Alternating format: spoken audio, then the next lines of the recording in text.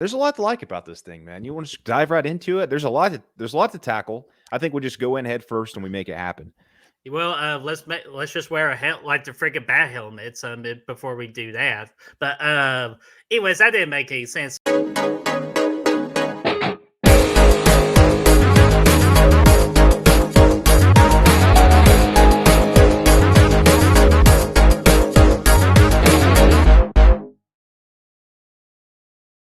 What's going on, guys and gals, and welcome to Good Real Hunting, where we hunt for the good in all the reels so you don't have to. It's your boy Brad. The Britman's over there. We've made it through Mr. Freeze's icy freaking grave of Gotham, the Ice Age, if you will, and we are making it to Christopher Nolan's trilogy on our Batman review series here. What's awesome about? And man, I'm so excited to talk about these. We got through the garbage. We're into the goodness, and I'm excited to talk about these next three movies, Brett. Hey! Even those garbage ones had their fun moments to them. They did, yeah. But if you want to hear us what we thought about those ones that we thought was garbage, but you can still have fun. Yeah, where Brad's pointing right above my head over there. But I say, enough is enough. It's time to get down to the nitty gritty.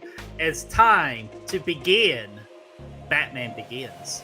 Right you are, man. So let's go ahead and start with the first thing what's awesome about this movie. And the thing I have down, I absolutely love the intro to this movie, the opening. We're just slowly developing this brand new world of Batman. Way different than what Tim Burton did, and way different than the last two movies before Batman Begins. Yes, exactly.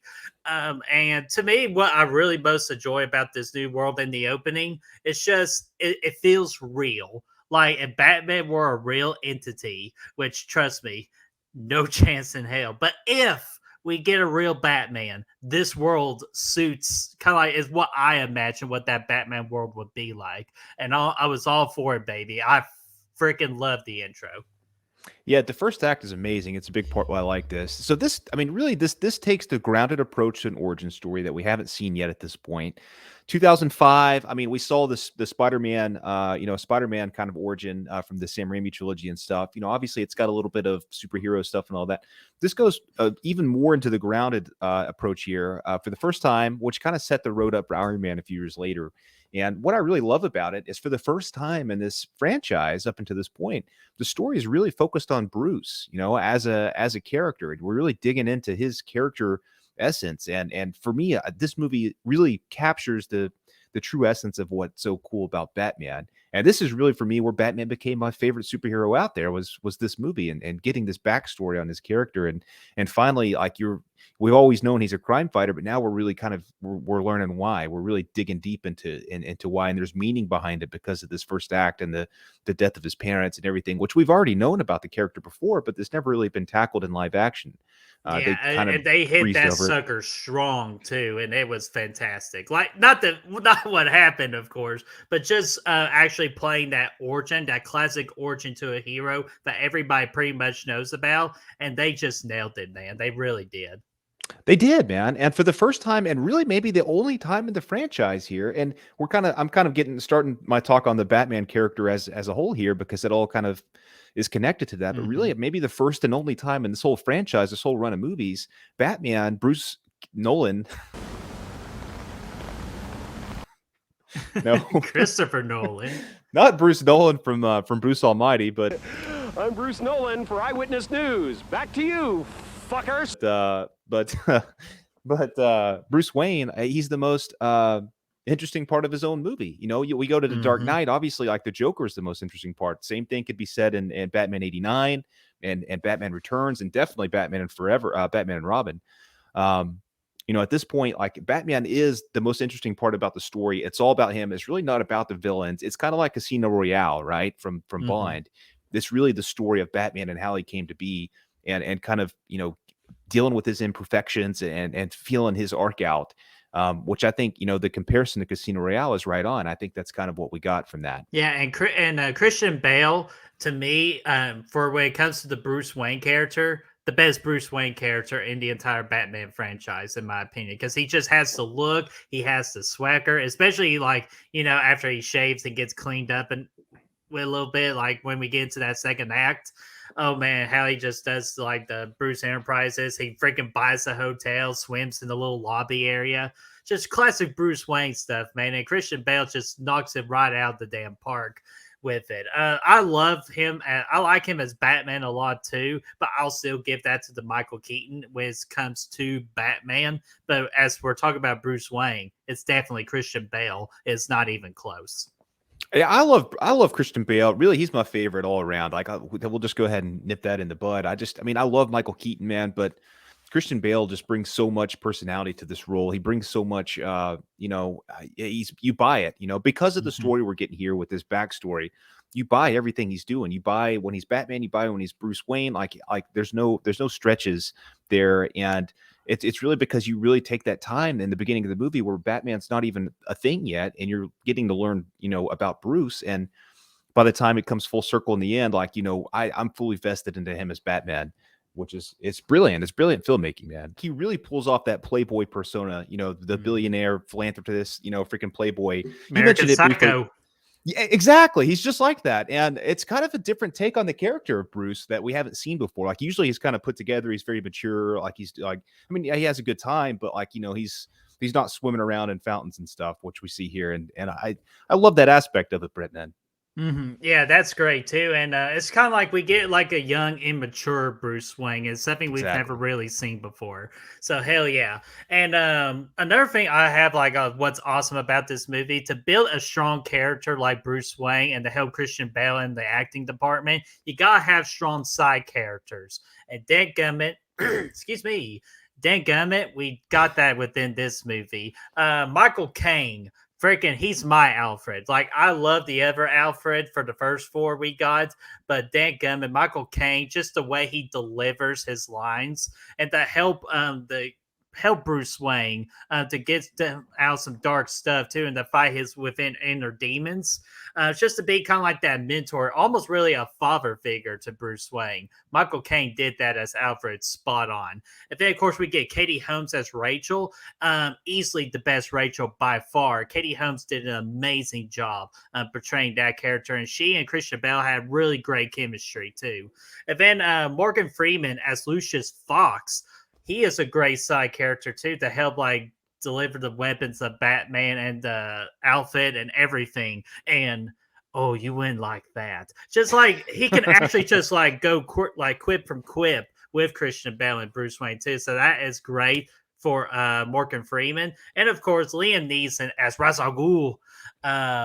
Just badass, man. Even though I kind of imagine like Qui-Gon Jinn a little bit when he talked. However, he was still great. He brought a side out of Bruce Wayne, like from the dark side of Bruce Wayne that we kind of never really seen before. So it was great to have that. Oh, Cillian Murphy, dude, He's the as man. Scarecrow, dude, freaking phenomenal performance. If I have to say, what would Scarecrow look like in real life? And this is pretty much what Christopher Nolan nails. These characters, if they exist, like if Gotham is a real place, these are what I have in my head of what these people will look like, especially Scarecrow. Holy crap. Dude, he does. Yes, Killian pulls off that Dr. Crane aspect of it very well.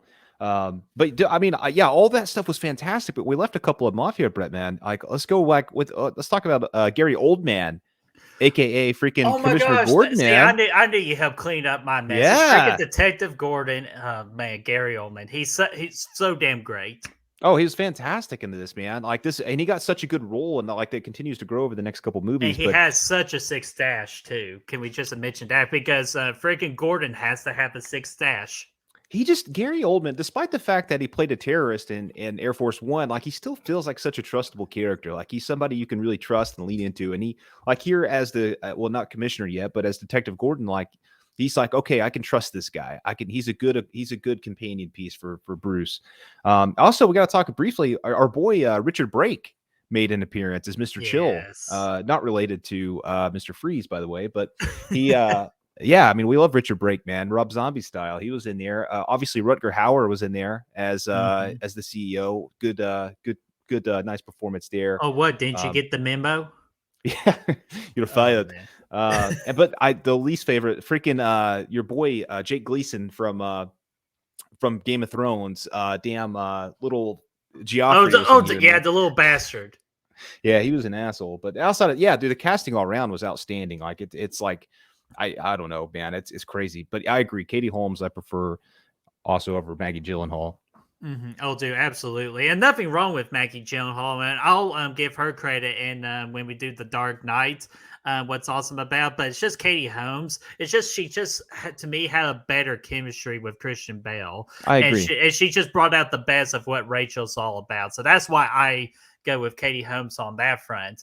And real quickly, freaking Hans Zimmer, man, that Christopher Oh Nolan my Hans gosh. Zimmer freaking get it. Like that, the ultimate pairing, dude. They just know what to deliver on screen with that. And Hans Zimmer just brings out an astounding Batman theme that will be remembered throughout cinema history. Oh yeah, and it continues to even get better, dude. It's so Oh, good, man. as the trilogy goes Yeah, on, absolutely. it's so good, man. Just to have this duo in the Batman universe is amazing. We should. It doesn't deserve somebody like Christopher Nolan. Yes, it does. It absolutely does. But it's so cool that he came in for this whole trilogy. It's awesome. Which we'll get in. Talking Nolan here for a second. While we're talking about it, the cinematography in this thing is fantastic. The writing too, which he was a big part of. But the cinematography is absolutely fantastic. They chose to take and the world building too of Gotham and everything. But you get all these, you get more Batman in the shadows and stuff in this. Like he's hiding around, he's doing his thing, like doing what Batman should be doing. He's not out in open lighting and things like that. He's treated with respect. It's fantastic. He's actually quite scary at times in this movie. Especially when he first appeared. Oh yeah, where are you? Here. It's fantastic. Yeah. But some of these shots, like the light when he gets caught on fire, which I also loved. We see him failing as he grows as Batman, but he gets caught on fire facing the Scarecrow. He's out in the rain. He's on fire. Like lighten up. Oh yeah, dude. But that was fantastic, man. That stuff looks so good. And then you get into the Ra's al Ghul's like palace up there. You get the glaciers and everything. The cityscapes were outstanding, which even they gets even better in the Dark Knight. We're seeing this world open up, and Gotham itself. This to me felt, after you get past this movie in the trilogy, it feels more like a regular city and stuff. I feel like in Batman Begins, you still get some of those Gotham vibes a little bit with the, Arkham Asylum, which awesome, by the way. It's always good, always welcome. It's not polished, right? Like everything, like you remember the old school Batman signal is all freaking just like this one's like it's out of focus when we're seeing the Batman signal, and it's like at the end of the movie, and obviously when Falcone or whatever his name was up there too earlier in the movie. It's just it's you can barely even make out that it's a bat. It feels so real and gritty. And you get the Bat Cave too. It just feels a little bit more real and more realistic, and all that stuff is good. And the jokes were pretty solid too. Like I like to bring some humor to it. Kind of like where Batman goes like, "I'm Batman," and he looks over to that kind of like that bum guy, and he goes, "Nice coat." Like it's just so like it knows like when to deliver those comedic moments without getting too like ridiculous and all that. So it was just perfectly timed. Yeah, dude. Not to mention, can you drive a stick? When he gives Gordon the keys to the Batman, does it come in black? All that stuff was cool. I loved all that stuff when he's getting his equipment and with Fox. And that's the kind of stuff we haven't seen before this. The origin story is still kind of a fresh concept at this point, and we never really saw somebody like getting all their equipment and all that, it was just badass. Yeah, and freaking Bruce Wayne making his own like little like bat shurikens. Like the last one I had like for the note, it's like the very ending of it where Commissioner Gordon goes, "I need you to look into this for me." He left another card. It was the freaking Joker card, dude. At the theater, I geeked out because like, oh shit, this is where we're gonna go next with the Christopher Nolan story. I just couldn't fucking wait. It set it up perfectly, man. Like it was the perfect, like it makes you want it, and Dark Knight does the same thing, which we'll get to. All these movies in the trilogy, they leave you wanting more. Like they're like, okay, we set up, now let's go kick some ass kind of deal, which is what's so good about it. And that's what's like, this movie just not everybody gets Christopher Nolan to come in and direct a movie. Like this is big stuff. And at the time he wasn't that, like he was still kind of fresh and new to the industry. This is kind of what put him on the map for the big movies he's doing today. Most definitely. The Batman trilogy is what set him up for that feature success. Yeah, but I mean, it just works out. I mean, it works out beautifully, man. It's, not every superhero gets this kind of treatment, and I'm just very thankful for it. Yeah, dude. Same here, man. And that's pretty much all I have. Like again, like I could go for a whole another 20 minutes, but those are the key things I think of what's awesome about freaking Batman Begins, man.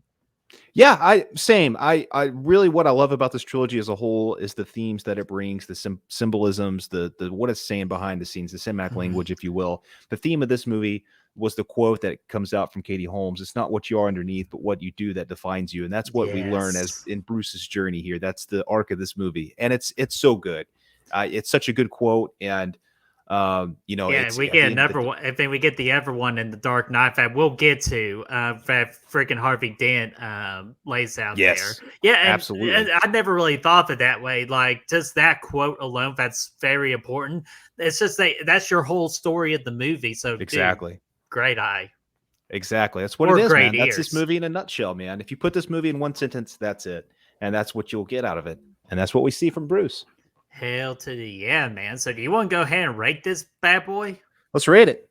All right, I have a good feeling about this one, but I used to give this movie a 4.5 out of 5, like all the time. But it's just with this latest rewatch, I think it's time. I'm giving it the golden reel, 5 out of 5.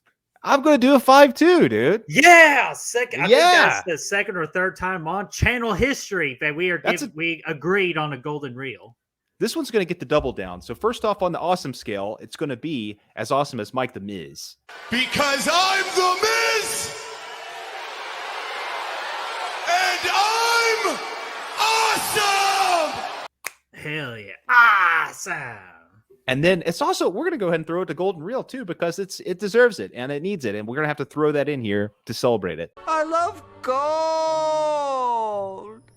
The look of it, the taste of it, the smell of it, the texture. Yeah, dude, absolutely. And again, it is so much deserved. And I cannot wait to go to the Dark Knight because we would be doing a channel first of back to back or bat to bat. Okay, now the jokes are. Yeah, I know. I'm sorry. The jokes are getting back. But here's a very important question I do want to ask our viewers. What do you think is awesome about freaking Batman Begins? Do you think it's the absolute best Batman movie you've ever seen? Or do you think there's another Batman movie you prefer? Again, we just want to know what y'all think is awesome about it. So just drop it in the comments section down below and let's get that discussion rolling. And if you want to find the good reels, you can do so by finding us on Facebook, Instagram, Twitter, Letterboxd, Spotify, and Apple Podcasts, or you can call Paul Newman, aka the best friend of Batty Boy. Yeah, and then we'll continue that rolling with Nolan. You know what I mean? Nah, I'm just kidding. Okay, it's getting bad, so let's get out of here. Be sure to like this video, share, and subscribe, and of course ring that bell, ding, ding, ding, so you all know when the next video is up and ready. And pay attention to that bat signal for the next video. We'll look into it.